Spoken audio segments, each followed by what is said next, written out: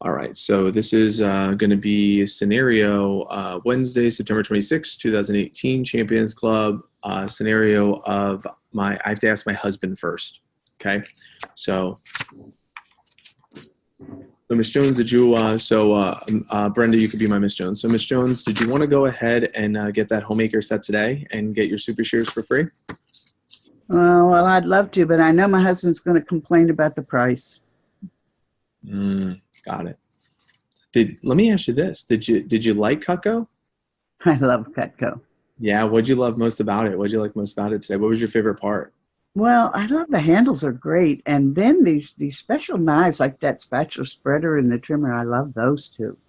Oh my gosh, they are amazing. Like life changers in the kitchen. For 100%. sure. They're comfortable, dishwasher safe. The guarantee is fantastic. So, Ms. Jones, if you don't mind me asking, what is it that you or your husband are unsure of?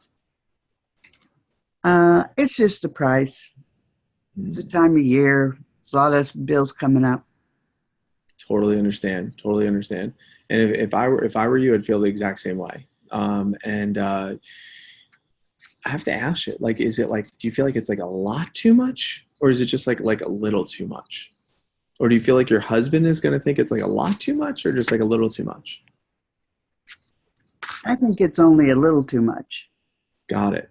Well, then, Miss Jones, I have to show you this next option because I really think this is going to work great for you and your family.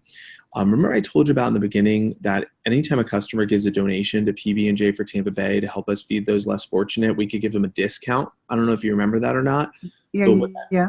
do. This is awesome because it gets you eligible for tremendous savings. And all you'd have to do is just give a small donation of like a jar of peanut butter, jar of jelly, a loaf of bread, or just $5. In fact, we can, if you give up to $20, for every dollar you give, you get a percentage off. So if you give $20 donation, I can give you a 20% discount off the set due to giving the donation. Now, I don't give you anything for free. It just gives you the discount. So, Ms. Jones, I know from what we talked about earlier, the homemaker says it's going to be $12.73 or $2.75. Essentially, by giving a donation, you're almost losing an entire payment. So check this out. By doing it this way, you and your husband could try it out for only $218 today.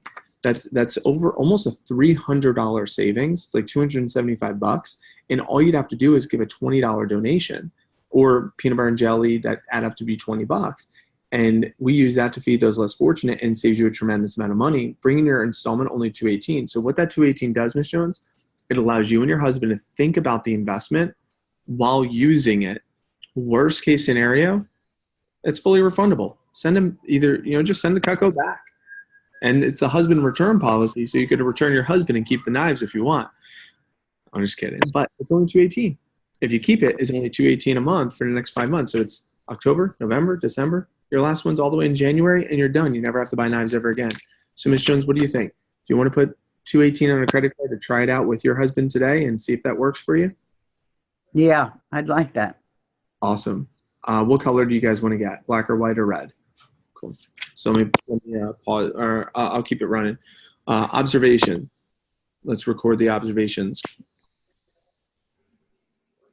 Those 4 key questions. Thank you. Yeah. Every single time. Every single time. Remember the formula? It's a formula. It doesn't change. Every time. It's the same 4 questions. You change the energy a little bit, but the questions are the same. Every time you get a no, every time you get an unsure, it's going to be the exact same thing every time. So, Stephen, what is that formula? Because you're the one that kind of had this happen, you said, right? Let me unmute you. Go ahead. Oh, I can't unmute you. There you go. Go ahead.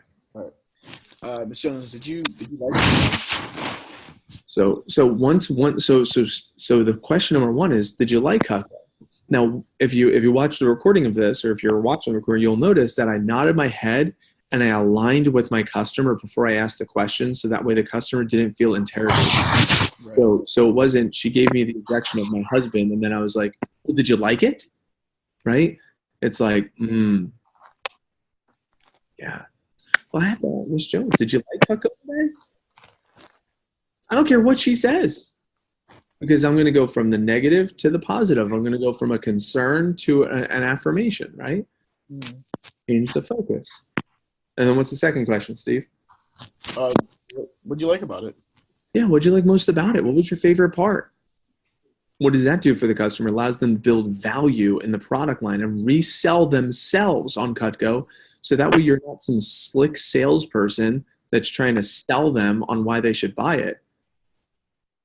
You're letting them sell themselves based upon all the value you already presented to them during your presentation. Mm-hmm. Then number three, what's number three? What's the third question? Well, if you don't mind me asking, Miss Jones, what was it that you were unsure of? Yeah, what are you unsure of? That's in the training manual. So what are you unsure of? Now they can just plead their case. Now they could give you the real reason.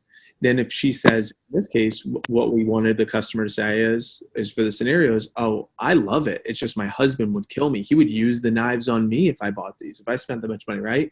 So then I would say the same question is, so what do you think his concern would be?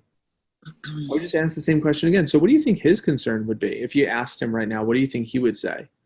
Then the real issue comes out.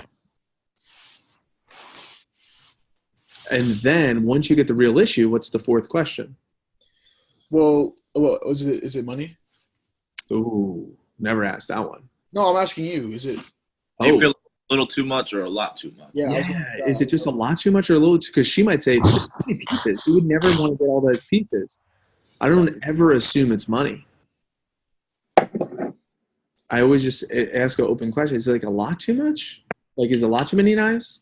Or is it like a lot too much money? But I never want to say knives or money. I just say, is it like a lot too much? Or is it just like a little too much? And now, regardless of what they say, if it's a lot or if it's a little, I'm still doing the same thing. But at least my customer feels heard and it's comfortable. And then I could present the next option. And in my case, in my opinion, keep them on a homemaker set. Keep them on a homemaker set. Sell them the PB&J special. And if that one doesn't work, sell them the galley in a homemaker block, the homemaker builder. I like that drop down. I like going from homemaker set to homemaker set with the table knives as the free item. And then I like doing the galley set in a homemaker block. And that way I could call them back around the holidays and saying, hey, did you want to go ahead and add on that carving set and butcher knife and fill in those empty spots that are in your block? So that way I can follow up and provide good service to my customer later versus charging them more money for an extra block later. That might be inconvenient.